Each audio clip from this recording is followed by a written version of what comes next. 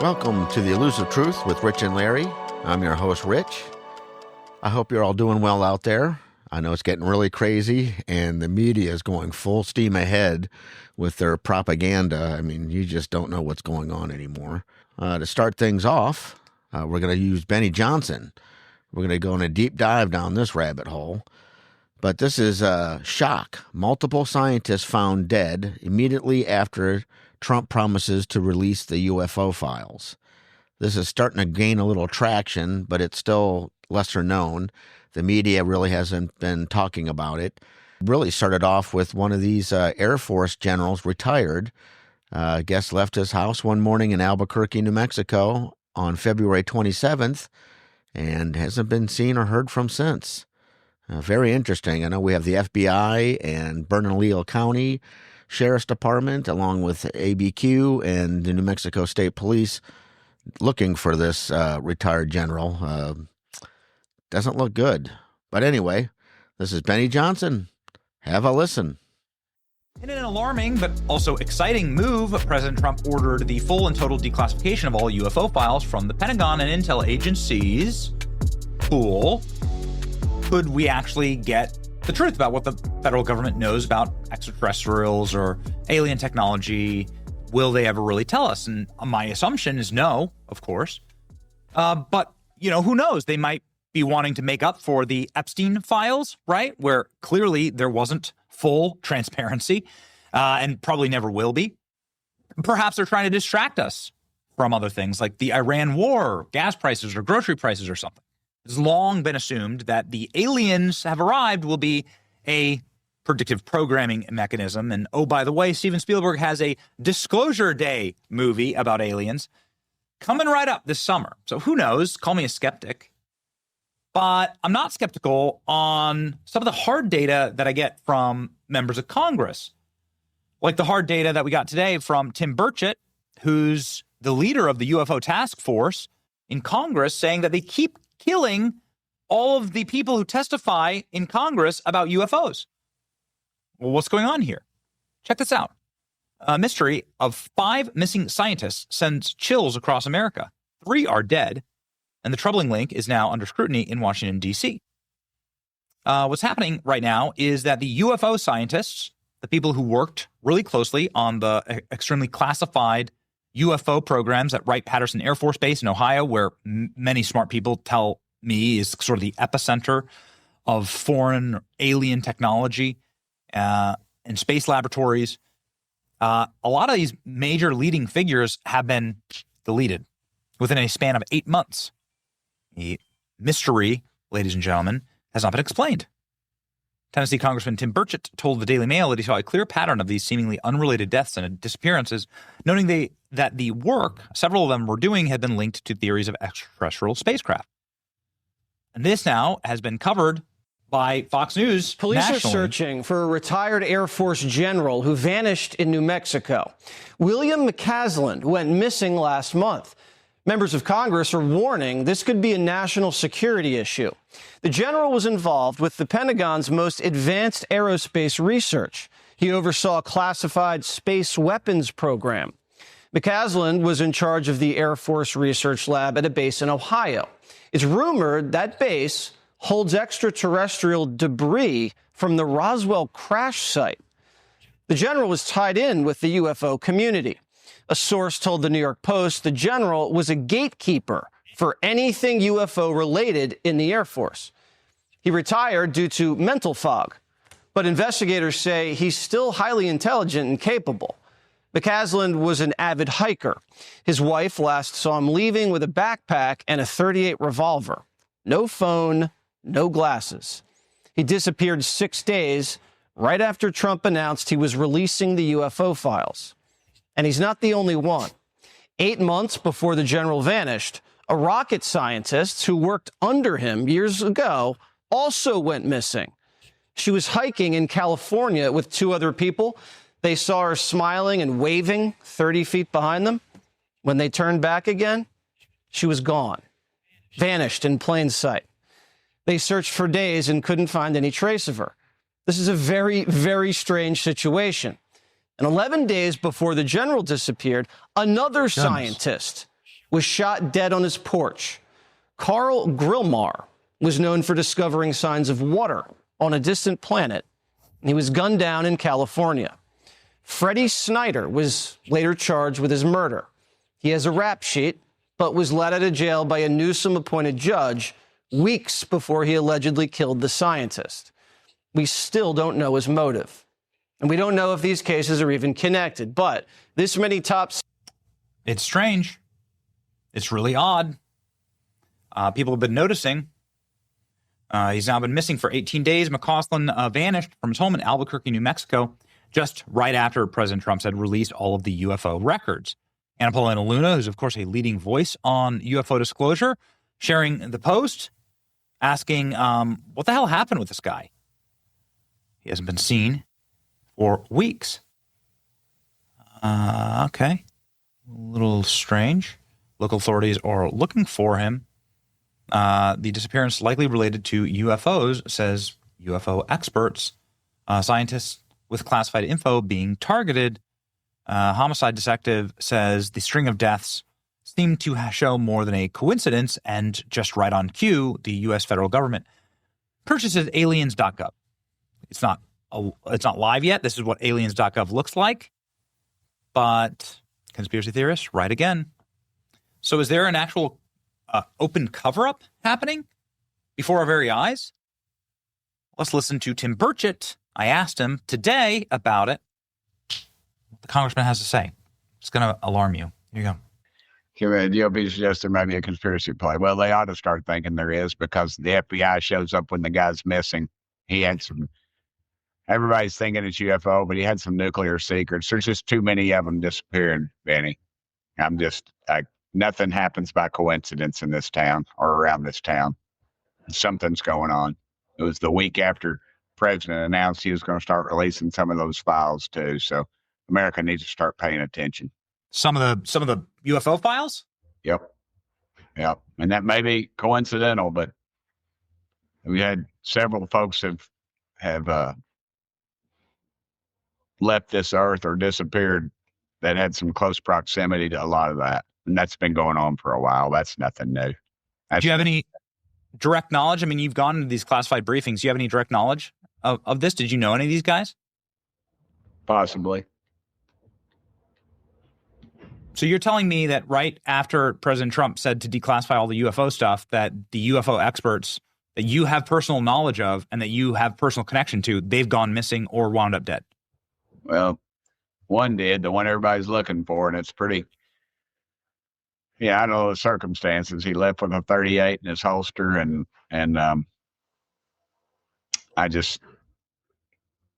you're never going to convince me otherwise. I don't care what they find. I don't care what they find at this point. My wife said it the other day, how does somebody disappear in this day and age? How do they disappear? So it looks like this is... I just think there's a lot going on. We got to get to the bottom of it, and and I talked to the president about that. He asked me what I thought, and I said, Mr. President, I think it's like an onion. You just keep peeling it back. There's that lady right there. She had metallurgical knowledge, some of our missiles and stuff, and it's just too much, Benny. Too much is going on right now.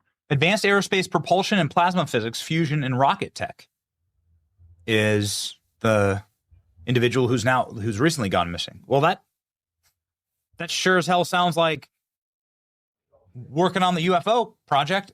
Right? Yeah. Well, in every department, and I see NASA right there, and NASA says they don't have anything. We don't have any files. We don't have any. Well, what the heck did I get briefed on by those knuckleheads? I'm over it. I'm over it. We're not going to get this. And when I'm told in a setting that the president is on some of this stuff is on a need to know basis, I mean, what the heck does that mean? Sir, keeping it.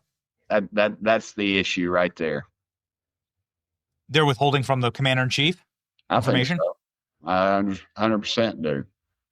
And I don't know how you get it back. I mean, What, do you fire a whole department? I mean, everybody said, yeah, you ought to do that. Well, you can't do that. There's national security implications. There's all this other stuff. So you got to put the people in charge. I think that's what Trump's done. And that's another reason they want him out. All these old timers up here in both parties don't like it because he's rocked their boats, upset their little retirement plans. I know you got to go, Congressman, but you're telling me that Independence Day is like the scene in Independence Day where the president walks down in Area 51 and they're like, oh, this was just a need to know basis. Well, why the hell didn't you tell me? This is a need to know basis. You're telling me that's real? I don't think it's quite like that. You'd have too many people that would know. You can't keep anything secret these days, but you could have you could in the old days. I had a guy discuss with me something that happened to him in the 50s, and he was told not to talk about it, and he just wanted to get it off his chest, I guess, before he passed. But I don't think it's quite like that. I don't think they're at Area 51 or whatever. I think that's just too obvious. No, I'm just saying, like, the scene itself. They tell the president, well, we didn't tell you because it's a need to know basis, and you don't need to know. Yeah, I think that's right. I think that is clearly right, because you're never going to get to the base of these people unless the Lord takes them out. Incredible. So what'd you think of that? I think it's all a big distraction. I mean, UFOs, scientists missing, generals missing, and meanwhile, the Iran war is going on. We also have the Democrats stopped the bill from having an ID to vote in the general election. They're just up to their old tricks again, which is ridiculous because you need an ID to do anything in this country. I mean, ridiculous. And they think that we're dumb and we're just falling for it. Gruesome Newsom and his battles are starting to come out from all the misappropriation of funds in California. Nick Shirley in California and making Gavin mad because he's reporting all this craziness. I mean, it's just nuts and there's no end to it. I don't know. You really got to start looking out for yourselves and preparing for something because it's just absolutely mind-boggling that we're in a situation in 2026 where it really is. It's like evil forces battling good. I don't know. Strange. So, on to the Iran war. We're going to go with Jessie Waters with Fox News. A blow could be incoming for Iran. Check it out. The latest of what's going on with the war, Operation Fury. Have a listen. Fox News alert, the Iranian regime's losing leverage fast as we continue to carry out thousands of sorties over enemy airspace. The crew on the USS Abe Lincoln has been launching jets day and night. The flight deck covers 4.5 acres. Pilots landing on it say it's like landing on a moving postage stamp. The Iranians hate Honest Abe. They lobbed 100 missiles at the Lincoln this week, and we knocked down every single one. We have full control of the skies, and our Thunderbolt Warthogs are wreaking havoc, pulverizing Iranian naval assets. The world's most dominant air superiority fighters also taking hearts, the F-22 Raptor. And we just got a rare Raptor shot. Here she is preparing for another night of combat. The Raptor flies where it wants and strikes what it wants. So far, we haven't missed much. Here's CENTCOM Commander Admiral Brad Cooper. U.S. forces have struck more than 10,000 military targets. In fact, we hit the 10,000th Iranian target just hours ago. Our precision strikes have overwhelmed Iranian air defenses, and our combat flights over Iran are having tangible effects. We've now destroyed 92% of the Iranian Navy's largest vessels. The most destructive and precise bombers in history continue to lift off from air bases in England. More B-2s flew out today, headed to the fight.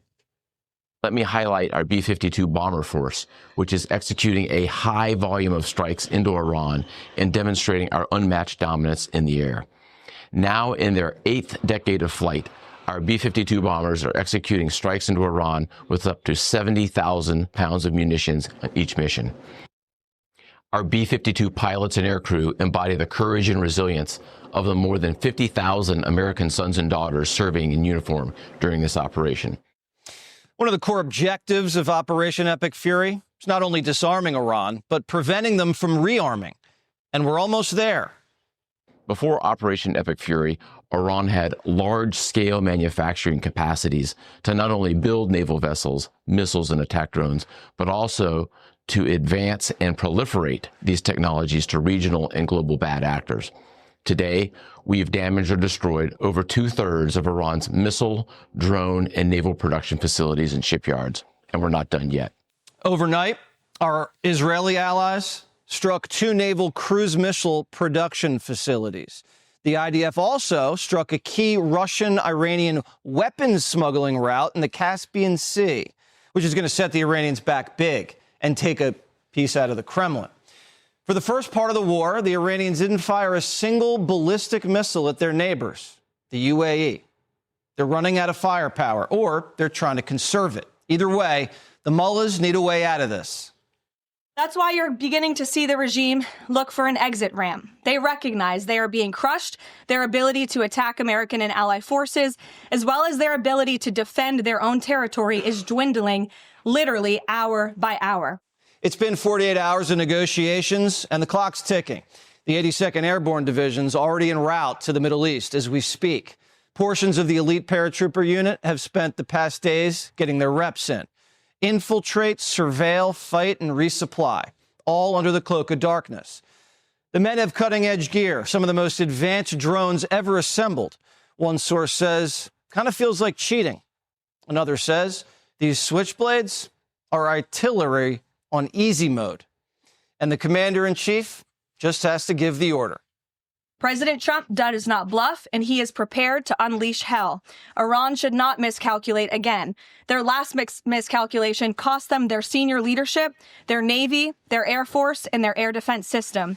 Any violence beyond this point will be because the Iranian regime refused to understand they have already been defeated and refused to come to a deal. A White House advisor says the president's negotiating with 2 hands. Quote, Trump has a hand open for a deal, and the other's a fist, waiting to punch you in the effing face. 47 could be eyeing a knockout. Iran's crown jewel, Karg Island. The Republican Guard's been preparing for battle, laying mines, booby trapping, loading up on stingers. But retired top brass says our military is ready to shock and seize the terrain, by air, by sea. We don't know if it's going to happen, but if it does happen, the Iranians won't know it's coming. The incoming USS Tripoli could be the platform for an air assault. The warship's currently carrying V-22 Ospreys, which are designed to take off and land vertically. Basically a fighter jet that can land like a helicopter, but fly at jet-like speeds, and capable of bringing Marine forces anywhere. Trump's been eyeing the island for 40 years. He told The Guardian in '88 this, 1 bullet shot at one of our men or ships, and I'd do a number on Karg Island. I'd go in and take it.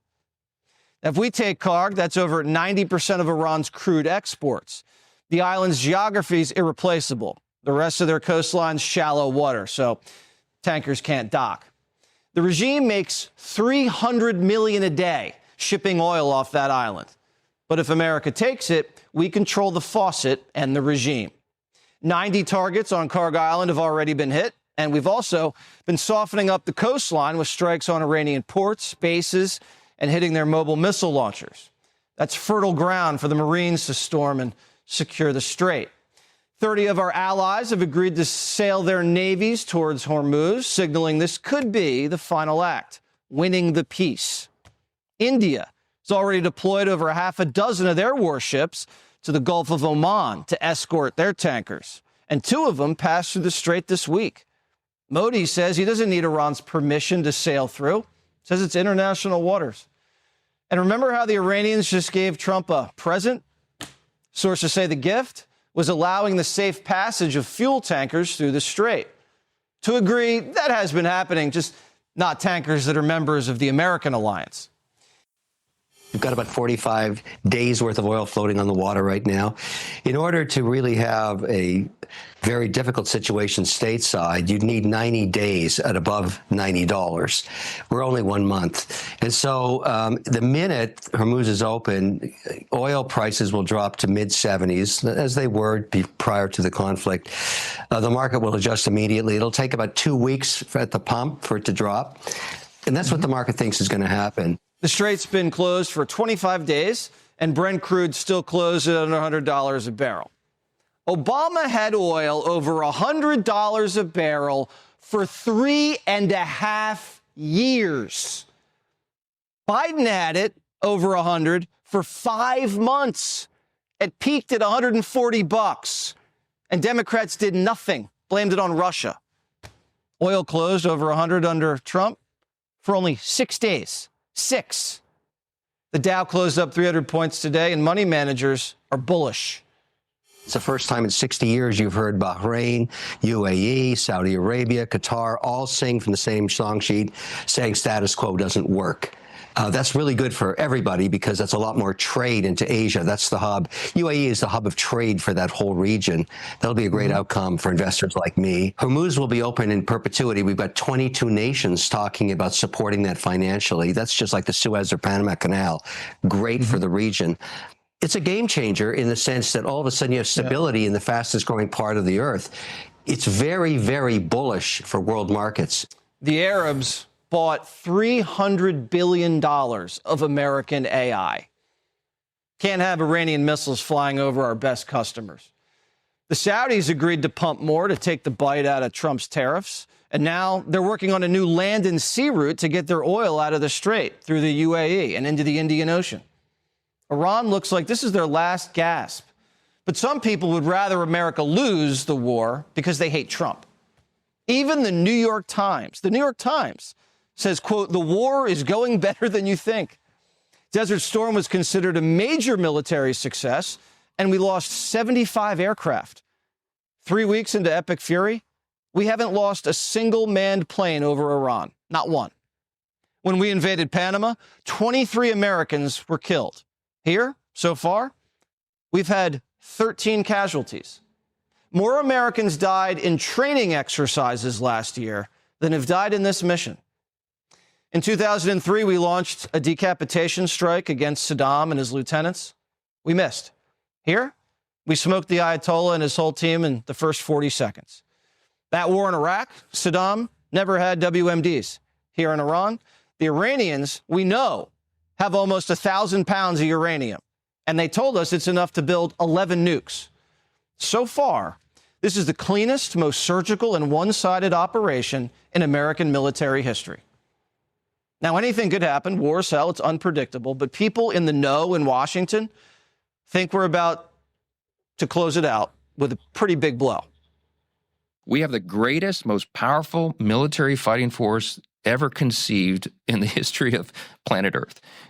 It's an amazing power that we have, and we wield it for good. I think we're wrapping up Operation Epic Fury. That's what I think. And I think it will be done in short order, and that'll be right on schedule. Be sure to like and subscribe for all the Fox News latest on YouTube and catch full shows streaming now on Fox One. If you listen to your news, going onto the TV, they will tell you that we are losing the war bad, that there's a big campaign out there right now to say Trump is the worst president of all time because he lies. I've seen a couple of news anchors repeat the same story over and over about his lying and how they would rather listen to Khomeini of Iran. He's a much better person, and it just blows me away. One of the craziest things I've seen is one of the former CIA directors was talking about how Trump is so bad that Khomeini is the righteous one that he would actually be listening and taking orders from. Just weird stuff. I don't know what's going on. Just to kind of prove my point, I've also been talking about if you want more information on this war, you have to go to Tousi TV. And my next bit is from Tousi TV. It's the truth about Trump's war in Iran. He gets a lot of good facts, and you can go from there. Not what the mainstream media is producing, that's for dang sure. So, Tousi TV, the truth about Trump's war in Iran. Have a listen. If you listen to the anti-Western Tucker Carlson-loving brigade, they'll tell you that President Trump never wanted to have a fight with the Islamic Republic of Iran. It's only the last few months, the last year or so since he became president again, that he was controlled by the Jews, and suddenly he was in favor of war in Iran. There is a problem here. That is a lie, and we're going to expose that right here. President Trump has been consistent over the last few years? No. Over the last few decades. It goes back to the 1980s, literally after 1979, when the Islamic occupation took control of Iran and when they decided to go into the U.S. embassy and take hostages, American hostages. Now, let's go to the 1980s, an interview he did, and he said that the American policy under the U.S. Democrats was absolutely chaotic, and we have to discuss the threat coming from the Islamic Republic of Iran. Let's have a look at this, and I'm going to give you guys more evidence. When you get the respect of the other countries, then the other countries tend to do a little bit as you do, and you can create the right attitudes. The Iranian situation is a case in point. That they hold our hostages is just absolutely and totally ridiculous. That this country sits back and allows a country such as Iran to hold our hostages, to my way of thinking, is a horror. And I don't think they'd do it with other countries. I honestly don't think they'd do it with other countries. Obviously, you're advocating that we should have gone in there with troops, etc., and brought our boys out. I absolutely feel that, yes. I don't think there's any question, and there's no question in my mind. I think right now would be an oil-rich nation, and I believe that we should have done it, and I'm very disappointed that we didn't do it, and I don't think anybody would have held us in abeyance. I don't think anybody would have been angry with us, and we had every right to do it at the time. I think we've lost the opportunity. Okay, but you might say, all right, that was a very special circumstance, the American hostages and what happened there, it's a bit of vengeance. No, it continued. Because even in 2011, President Trump said that we might actually have to use a military against the IRGC, even though the U.S. Democrats and Barack Hussein Obama were too busy making a deal to save the regime rather than to eliminate the threat. This is in 2011. And other countries where it looked like it was an impossibility, and it looks like that one's going to collapse also. So Iran can be taken. I would never take the military card off the table. And it's possible that it'll have to be used because Iran cannot have nuclear weapons. Iran can't have nuclear weapons. But there was also this post in 2013. While everyone is waiting and prepared for us to attack Syria, maybe we should knock the hell out of Iran and their nuclear capabilities. President Trump was always against unnecessary wars. He was always against chaotic wars. He was always against wars that didn't actually solve anything or help the Americans. At the time, with the civil war in Syria, well, it would have been quite chaotic, and we had a very crazy policy of helping the enemies of Daesh, that includes Bashar al-Assad, to destroy Daesh. At the same time, we were also against Assad.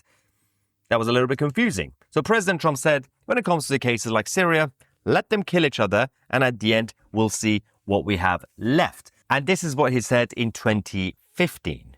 We do have to get strong, and we have to get strong fast. We can't let Iran get a nuclear weapon. Can't do it.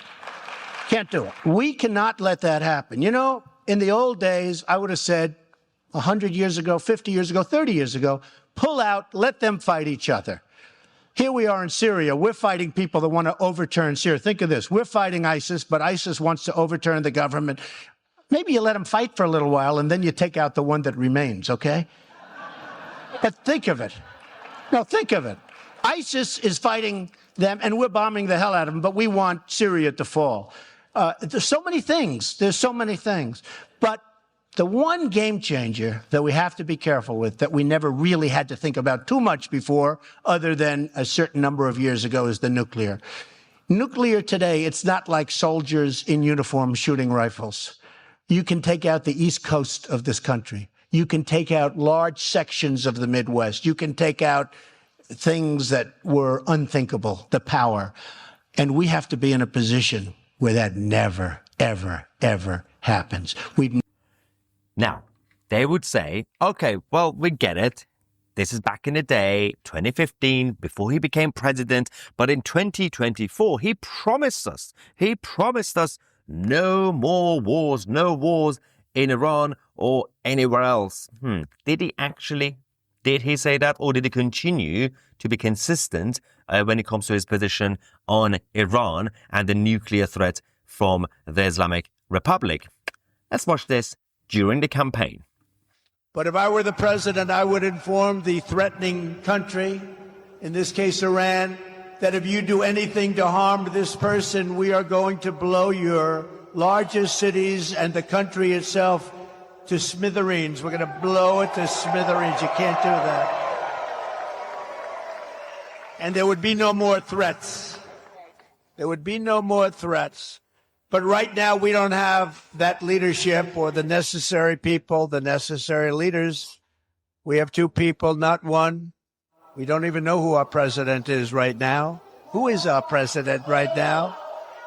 We really don't know, but we have two people, not one, that only keep looking. And when you do that, when you just look, trouble always ensues. So it's big trouble for our country. Meanwhile, we have the president of Iran in our country this week. We have large security forces guarding him, and yet they're threatening our former president and the leading candidate to become the next president of the United States. Certainly a strange set of circumstances. And he promised during the campaign, if the Islamic Republic of Iran continues to be a threat, we will take them out. And guess what he did? He took them out. And now there are not many leaders left to negotiate with. No anti-aircraft weapons. They have no leadership. The leadership is gone. But then they set up a new leadership to go and name a new leader, and that leadership is gone. And now they think maybe the sun is gone. They're all gone. My biggest problem is I have no idea who we're talking to because nobody ever heard of any of these people. They're all dead. They're all gone. They're all dead. It's all falling apart. We need to find somebody to talk to because this is getting a little bit embarrassing for the Iranian regime. This is how you tell the truth. This is how you expose the lies coming from the anti-Western brigade. What are your thoughts on Tousi TV? He really tells it like it is, and if you do a little research, you'll find out it's exact opposite of what the mainstream media is preaching to us today. I mean, I don't know. Again, everything that we talk about, you can look it up and find out for yourself.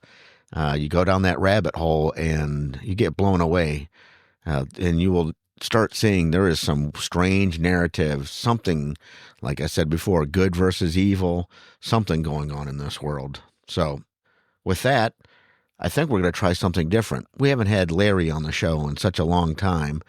I think it's time we do a checkup and see how he's doing. And we have time. Hello. Larry, how are you doing? I haven't talked. How's it going there, Rich? Yeah. How have you been? How are you doing, I should say? I'm hanging out here pretty good in Detroit. In Detroit, huh? Do you know that's where I came out to? I heard you were out in the Midwest, through the grapevine, out there getting hopefully better, right?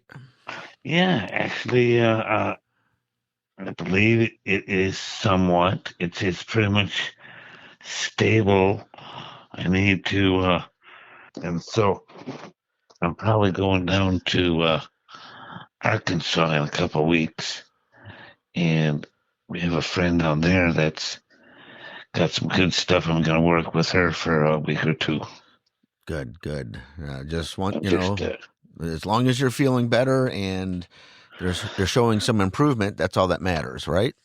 Right. Well, I appreciate that. And yes, I don't feel, my throat's just a little tired and sore, but I don't feel sick. I don't feel like I can't do shit or anything. Just, I got to get rid of this. And there's so many things. Everyone has a little different protocol. Do this, do this, do this. I've heard like 10 different things. Don't know which one really works, but I do know that I haven't gone into radiation or chemo. Well, let's hope you don't need to, and hopefully that this holistic approach is working and doing wonders for you. Because, you know, the world's crazy as it is without this happening. Exactly. I mean, have you listened to As You Are Radio? I heard... what shows? Who was he? Jessie. Oh, yeah. Oh, I still catch James every week or so. Yeah. Yeah, but yeah, he's been still yapping away. I've been listening. He puts out some good stuff still. He speaks it the way it is. He's in Hawaii most of the time. Yeah. Yeah, who knows where he's broadcasting from. Every time I hear him and think of Jessie, I think of you and all the wonderful stuff that we've seen out there. So I know, man. We always had fun there. It's a great place to go to. I just wanted to touch base with you. I haven't talked to you in a while. And like I said, we got like a lot of stuff going on with Iran and then with crypto and just the state of affairs with Democrats and the craziness with Gavin Newsom. You know, everything, and it goes so deep. Who knows what the hell's going on with AI and Elon Musk? Yes. I'm hoping that you can get some good intelligence and we can have a discussion here. There's a lot that's been going on. I'll do that here, you know. I'll give you a call. What's a good time for you when you're not working? Yeah, never. Yeah, you know, it's just hit or miss. That's how this game works. And I was glad that you answered, and I got a few minutes with you. So with that, you know, I will definitely be talking to you soon, and I'm praying for you. And we love you and miss you. So just get better. And all the same to you, man. I love you guys and, you know, your family to me. And I want to get back to Oregon as well and finish all my healing and do the rest of the stuff out there. But I'll probably be back before May 1st. Oh, good. I definitely want to see you, and you better be hanging in there. Stay strong, man. I'm going to. You got it, man. I appreciate all you guys' support. All right, awesome.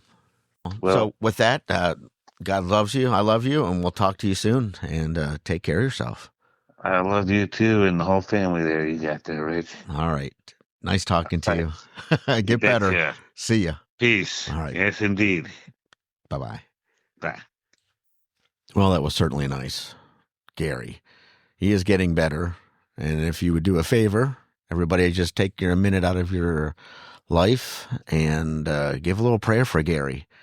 Hopefully he makes it through this.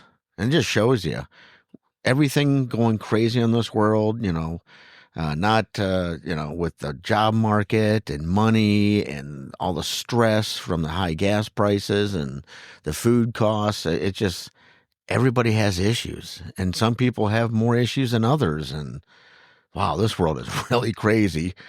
We look at all the stuff that we left our politicians to be in charge of, and they really mess things up in this world. I do believe that. Just look at them. And I'm not saying all Republicans are good and have our best interest, but it's certainly a lot more than the Democrats. They have totally switched, and I just can't believe some of the stuff that comes out of their mouth.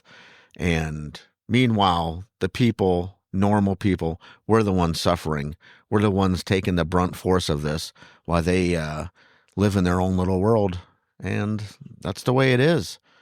We have it a little better here in the United States, but it's slowly getting etched away. They're really trying to take over. And wow, George Orwell's 1984, that's already here. I mean, everything knows who you are, what you are. AI knows everything. And then I'm sure you heard that we've reached, or not we, but NVIDIA has reached artificial intelligence, general intelligence, AGI. It's just the new milestone that AI has accomplished, and robots. They're going to be putting that AGI in robots, and 5 years from now, we're talking about super general intelligence. And then, wow, Can't make this stuff up. Wow, the future is crazy. Anyway, take care of yourself. Thank you for coming down the rabbit hole with me. Thank God for Larry. He needs our help. And with that, keep your head on a swivel. Keep looking out for your neighbors. Take care of you, your family. God loves you. We love you. And we'll see you next time. Take care. Bye-bye.